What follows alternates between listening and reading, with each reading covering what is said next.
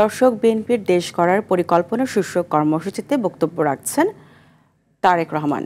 Virtually অংশগ্রহণ করছেন উনি। আমরা সরাসরি চলে যাচ্ছি সেখানে।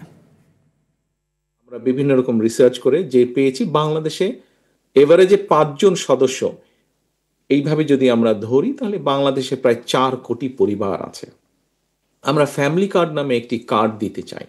এটি আমরা শুরু করব যারা মোস্ট ডিপ্রাইভড পরিবারগুলো আছেন, সেই পরিবারের যে গৃহকর্ত্রী আছেন, যে নারী হেড আছেন, অথবা মা আছেন, অথবা স্ত্রী আছেন, তাকে দেওয়ার মাধ্যমে ধীরে ধীরে পাবে। এটি একজন কৃষকের পরিবারের যে স্ত্রী, সে পাবেন। একজন ইমাম সাহেবের স্ত্রী, সে পাবেন। এটি ছোট ক্ষুদ্র মুদি দোকানদার হোক, সে পাবেন।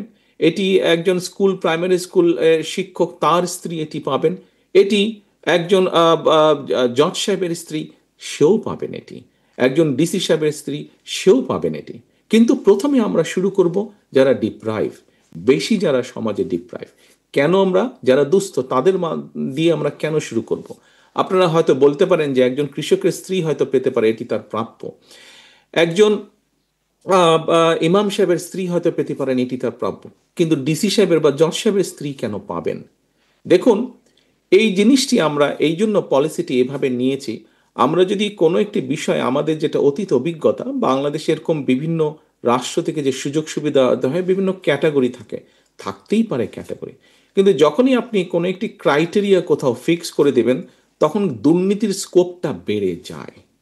দুর্নীতি কিন্তু একটা জিনিসকে যখন আপনি জেনারেলাইজ করে দিবেন, সবাই পাবে, কিন্তু প্রায়োরিটিটা কে আগে পাবে, কে পরে পাবে, সেটি যখন মোটামুটিভাবে এনশিওর করতে পারবেন, তখন আমরা ধরে নিচ্ছি যে তথ্য বলে যে দুর্নীতির পরিমাণটা অনেকাংশে কমে আসবে, কারণ সবাই তো পাবে। ধীরে ধীরে পর্যায়ক্রমে সবাই পাবে। অবশ্যই আমরা দৃঢ়ভাবে বিশ্বাস করি, একজন জজ সাহেবের স্ত্রী বা ডিসি সাহেবের স্ত্রী কার্ডটা পেলেও নিশ্চয়ই উনি সেটা দাবি করবেন না, কারণ তার সেটা প্রয়োজন নেই, সেটা উনি দাবি করবেন না।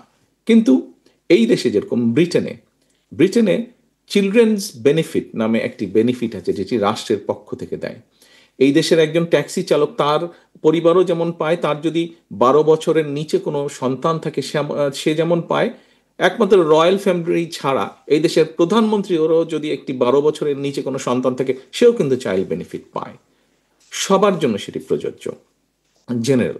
তো এখন এই যে ফ্যামিলি কার্ডটি কেন আমরা দিচ্ছি? প্রিয় সহকর্মীবৃন্দ, বাংলাদেশের জনসংখ্যার অর্ধেক হচ্ছে নারী।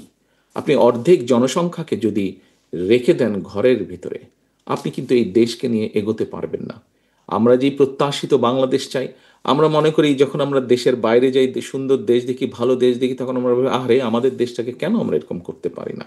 দর্শক, রাজধানীর কেআইবি মিলনায়তনে বিএনপির সপ্তাহব্যাপী দেশ গড়ার পরিকল্পনা শীর্ষক কর্মসূচির অনুষ্ঠানে বিএনপির ভারপ্রাপ্ত চেয়ারম্যান তারেক রহমানের ভার্চুয়ালি বক্তব্যের অংশ বিশেষ দেখছিলাম।